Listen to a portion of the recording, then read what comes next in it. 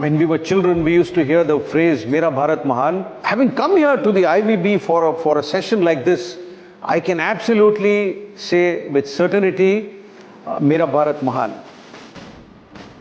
It's been a fantastic morning at the Institute for Venture Building, speaking to a bunch of dynamic young Indians. This is the future of our country. And in my conversations with them, I'm absolutely convinced that we're not just on the right path, but we are on a definite path to enormous progress. What about the IVB? The concept itself, intriguing, inspiring, and I think it builds businesses at the core. And if India has got to claim its rightful place in the Committee of World Nations, I think we need more institutes like the IVB, which purely teaches people how to curate and build businesses and thereby building India.